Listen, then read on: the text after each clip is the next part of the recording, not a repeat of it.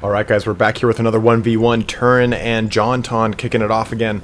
We got JonTaun on Norskins, and Turin is actually playing the Vampire counts. Now it's important to note that the Vampire counts did get a little bit of an overhaul here in this newest patch. The Vampire is a lot stronger. Kemmler and subsequently Krell are a lot stronger. He summons much quicker, so they're definitely worth trying out here in the new patch. So let's take a look at what JonTaun brought.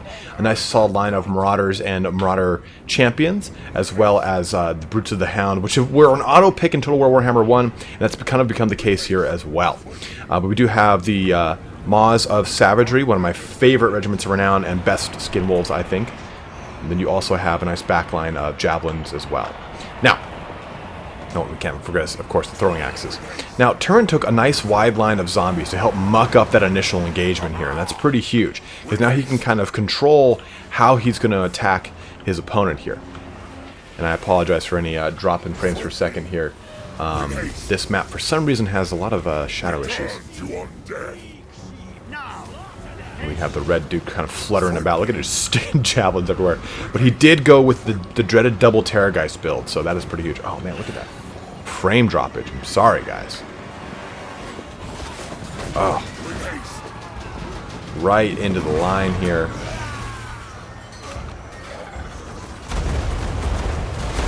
Ooh, look at that. Whew.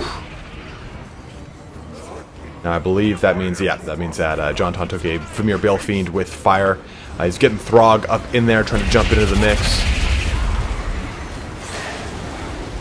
Now, keep in mind, the Claw of Nagash does need to be in combat for its effects to start working. So that does mean that he has to really kind of get deep in that conflict.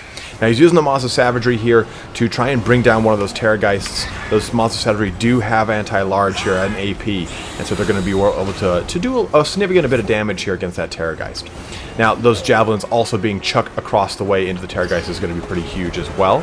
But those Javelins also being used against the Claw of Nagash, which is large. The anti-large is going to help them out.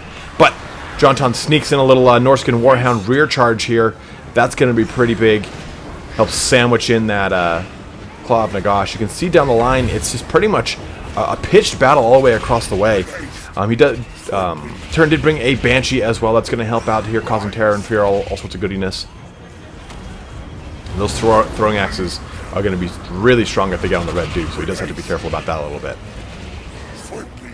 I'm super zoomed in because it seems to be the only way that can really deal with the weird shadow thing that's going on towards this side of the field. Man, Throg's over there at full health, beating down that Terrorgeist's drums. Terrorgeist is doing some subsonic, supersonic screaming into these, that's the Brutes of the Hound, I believe. Oh no, it's just our champions.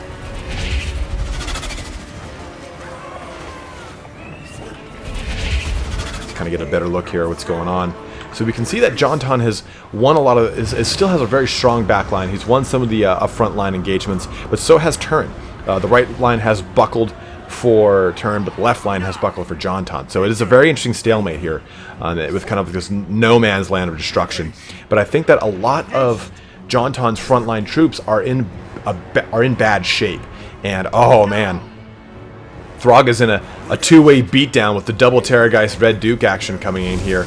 Red Duke shutting down those javelins, which is going to be pretty significant here because it allows them to keep or stops them from firing. But it looks like he pulled up in the last second there. Uh-oh. Maws of Savagery coming in right onto those Terrorgeists. Uh-oh. Throwing axes right into the Claw of Nagash. That's going to bring that down hard and heavy. That might be one of the tipping points here in this fight. The Red Duke is having some trouble really kind of staying in the fight with all of these javelins and throwing axes that are aplenty throughout the battlefield. But I think both these Terrorgeists, if they can really focus down Throg, it is going to be over for the Norskins. They still have quite a bit of leadership issues from their Total War Warhammer 1 counterparts. A nice zombie summon to try and help muck up that back line of firing is going to be pretty huge here for Turin. But he does have a Banshee in there. He does have both these Terrorgeists. Hopefully... Oh, one Terrorgeist is down! So we're stuck with one Terrorgeist now. The Red Duke kind of flying around trying to spread that terror and fear all over the place. Hopefully these Marauder Hunters get mucked up a little bit more by this zombie, but you do have the Red Duke coming in here. He has popped Elseef, I believe. Oh, it doesn't look like it. Oh, there it is. Elseeps, there it is. It is on Throg. Throg is below half health. Red Duke is also below half health. It is a race to see who can kill who first. The Banshee's on him. The Terrorgeist is on him. What is going to happen? Oh, no! Right as Flaming Sword of Ruin kicks off and Throg starts to flee, there is still a Famir Balefiend here, though, so they still have a bit of a leadership linchpin. Oh, man. That was brutal right at the last second there. And it looks like all that's left are the summoned dregs of Turin's army. That little Famir Balefiend, his cold hand. So it looks like, unfortunately, Turin pulls out on top, or Turin does not pull out on top on this one, and JonTaun goes in for another win here with the Norskins against the Vampire Counts. Let's take a look at that post-battle report here, yeah?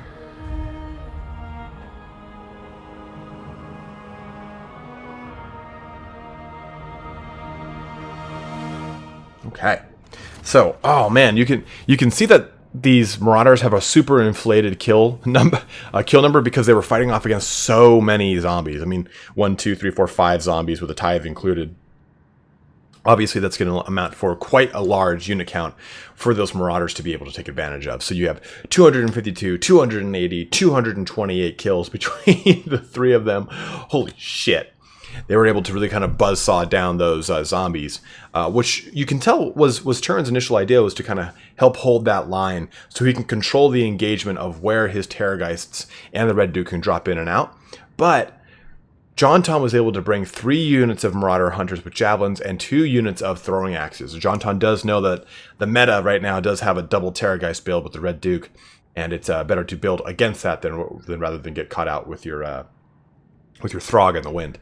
Now, he did take the Maws of Savagery, which are a really good unit. They are Skinwolves that are armored, and I personally think that them, alongside another unit of Skinwolves, are almost auto picks for Norskins, because those Maws of Savagery are AP, they are anti-large, and they do have regeneration, I believe. Or I'm completely making that point. Oh no, I think all Skinwolves have regeneration. Or maybe it's just the Werekin. Either way, regeneration is to be had somewhere along the line. But those Maws of Savagery are very important because they can help bring down these Terrorgeists. So you know that JonTaun was building against that early.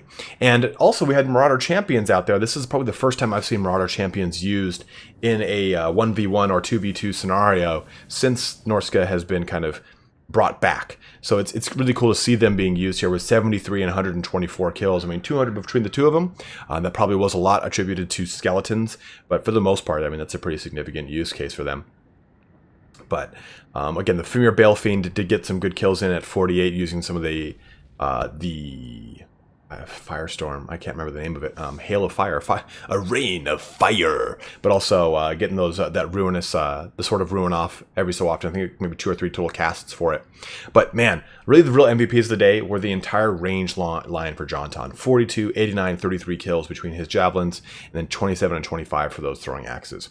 Those Throwing Axes were able to shut down the Claw of Nagash, especially at the end there, because the Claw of Nagash still can kite things. It does need to be in combat for its draining effect to work, and you can still see it still did 58 kills, but it needs to stay in combat. So it makes it a little bit more vulnerable, but not too much. I mean, you can still kind of engage it behind a line of Graveguard and zombies, in which that is what Turin did exactly. So we got a really good fight out of that. In addition to that, you know, we also have the Graveguard that always perform well. I mean, no matter what, their AP and anti-infantry characteristic against an army that is predominantly infantry is huge at 54 and 44 kills.